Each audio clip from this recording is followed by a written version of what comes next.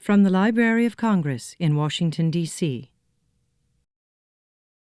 Welcome.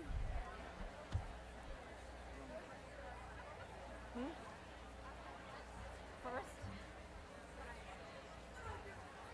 on behalf of the Library of Congress, welcome to the 2010 National Book Festival.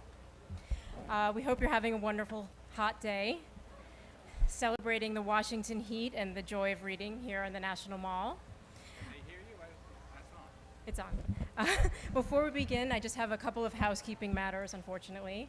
I want to inform you first that the presentations here are being filmed on the Library of Congress's website for their archives, so please be mindful of this as you enjoy the presentation. In addition, please do not sit on the camera risers in the back. And one more minor detail. If you're here for the Exquisite Corpse event earlier and you have a red sticker in your book, in your flyer, your program, please go to the back table to pick up your book. There are some people who haven't picked up their books, so. And now, without further ado, I'm Nora Krug. I am a contributing editor at the Washington Post Book Review, and I'm here to introduce two legends. And the story I'm about to tell you has numerous versions, and I will tell you one of them, which is in the late 50s, Norton Juster and Jules Feiffer were living in the same Brooklyn Heights apartment building.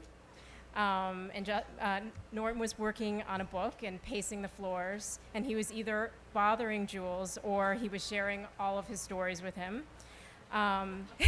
Both.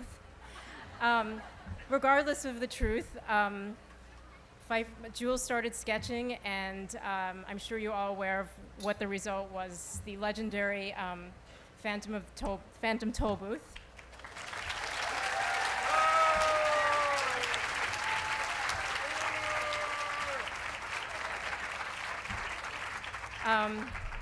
Jules Feiffer, as you know, has gone on to become a prolific cartoonist, playwright, and book author. He's won an array of prizes across many, many fields, a Pulitzer, a George Polk Award, an Obie, and an Academy Award. Norton Juster is an architect. He's now retired. His firm's projects include the Eric Carle Museum of Picture Book Art in Amherst, Massachusetts. He taught architecture and planning at the Pratt Institute in New York and was a professor of design at Hampshire College.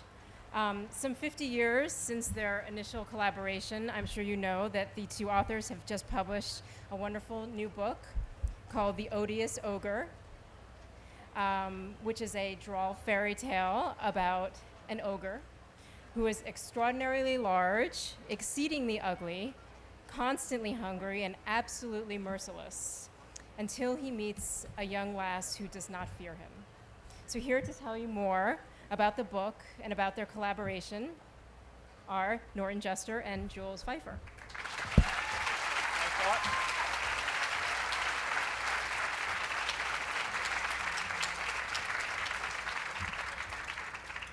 Since you already know everything about me, let me say a few words in conclusion and then we'll leave. It has been 50 years, almost 50 years, since Jules and I have worked together. Everybody asks that question. Some people think it's rather surprising. It's really quite simple. Firstly, we wanted to make sure that the Phantom Tollbooth would still be around and work, so we waited a little time. Secondly, when you see someone all the time, they get a little wearing, so we figured that 50 years was just about the right time for us to come away from all the problems we had with the Phantom Tollbooth.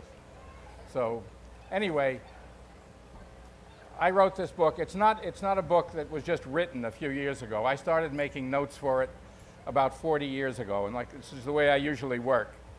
I make notes about something, I stick it in an envelope, and I put it in a drawer where I forget it. And several months later, I'll take it out and look at it, and I'll say, and I'll put it back. Well, I did this on and off for a long time, and one day, a few years ago, I picked this out of the drawer, and I looked at it and said, hey, I think I know what to do with this. And I started working on it. Well, as soon as I finished it and brought it into my editor, almost simultaneously, we just said, Jules has to do this. And luckily, he was available to do it, and we did it. Unemployed. Yes. I didn't want to bring that out, but there was a long stretch when Jules was really in decline. He did maybe 6 or 8 books, speaking engagements all over the country, some plays, a few other things, but he really wasn't doing terribly well. So we decided we'd give him a little break, and he performed beautifully. Anyway, why don't you take over for a little bit and talk about whatever you want to talk about? Well, I don't need this if I have that. Can you hear me? Okay. Is your mic on? Yeah, is my mic on? Well, okay, I'll do, what? Are you criticizing my dress, madam? I have spent hours preparing for this appearance. It's, I didn't have a beard before I came on here. I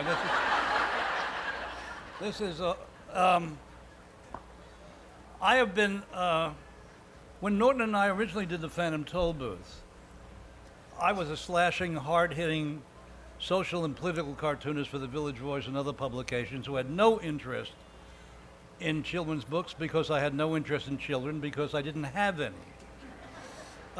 And essentially did the Phantom Tollbooth as a toss-away. It was something to do for my friend Norton. It was an exercise in experimentation because although I was not interested in doing children's books for myself, I was informed on and loved the whole history of children's book illustration, particularly the 19th and 20th century English and American illustration, and I thought I would steal from one of those guys in order to figure out how to do this book. So there was an illustrator I loved at the time who seemed closest to the looseness of my own style named Edward Artizone. And I did my best to channel him in my work for the book. But once I finished the book, and once we sold the book, and both of us were astonished that it would have the shelf life, which goes on and on and on, that it did have, once that was done, I put children's books behind me to go on to the more serious work of my life, which was overthrowing the government. Which I actually succeeded in doing, with mixed results. But something funny happened over the years. What happened was that I married twice, had 3 children, and suddenly I, who never wanted children, never liked children, was mad about children. Because when you fall in love with your own children, you seem to fall in love with everybody else's children. And what my children did, what my children forced me to do, was tell them stories. And I started telling these kids stories to my oldest, Kate, who now writes her own children's books, and which I collaborate on. One is about to come out from Candlewick Press in the spring, called My Side of the Car, but we did Witch Puppy a year and a half ago, and we did Henry the Dog with No Tail, and she's also done many more with other illustrators. But that came about because I was making up stories to tell her, as I did with my daughter Hallie, and Bark George, a book you may know, began as a bedtime story for my daughter Julie. And word for word, the story I told her is the story, virtually the story in that book. So I began to love this thing that I had dismissed early. And what I also found out, as politics began to fail me as a subject, because politics began to fail us as a nation, was that there was something truly reviving and uplifting about working for children, because at the very least they were the future, and they couldn't screw up anything yet, you know. And while with my adult work, essentially writing the cartoons and writing plays, they were basically cartoons and plays in a sense about disappointment, about being let down, about unmet needs. But with a kid's book, I could deal with my silliness for the first time and use that as a subject. My optimism, you can deal with hope, you can deal with innocence, and as sour as we get over the years, as disillusioned as we get, what saves us and has always saved us is a continual rediscovery, a reinvention of innocence, of illusion. And nothing is better than children's books as a nest for that kind of illusion, to give kids the sense, as I had as a kid, as I needed as a kid, as many kids have and adults have. If you don't find it at home, the sense of hope, a sense of identification, if you don't find it in the neighborhood, if you don't find it with your friends, if you don't find it in school, my God, there it is in literature, over and over and over again.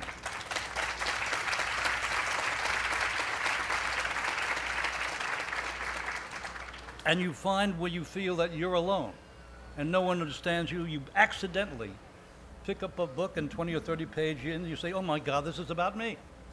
And it gives you a connection.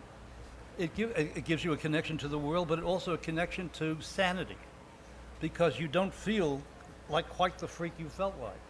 You don't feel quite that alone anymore. And what I love about this work is that once being the recipient of that kind of feeling from different authors and illustrators over the years, and cartoonists too, and comic strips, now I'm in the job of trying to play the same role for a generation and several generations of younger people, and it's a great job, and it's a very happy kind of work, and it's given me as much or more pleasure than any of the various other things I do and will continue to do, and one of the great pleasures was to finally get back together with Norton and figure out how best to tell this story of the Odious Ogre, which we've just done together. And my first reaction to the book was, all I want to do is do the biggest ogre in children's book history, so that he can't fit on the page. And the rest of it, I must say, is storytelling. I mean, that there are great children's book illustrations around. And some of them, if you look at these books, have little to do with the story. They have to do with the brilliant illustrator showing himself or herself off. But it seems to me that the only point in a book, coming at this from the point of view of a cartoonist, where words and pictures interplay and mix and mingle, is that the words and pictures in the book, in Norton's, not so much in the Phantom Tollbooth, because that was illustrations for, in a sense, a novel.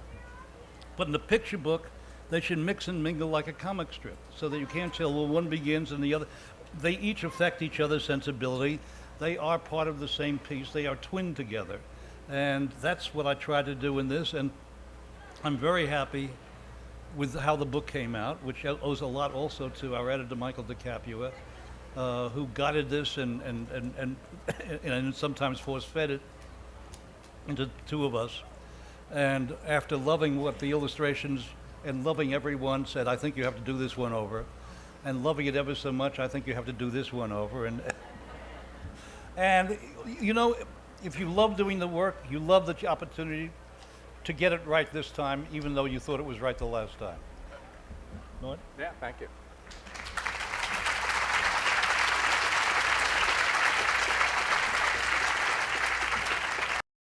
This has been a presentation of the Library of Congress. Visit us at loc.gov.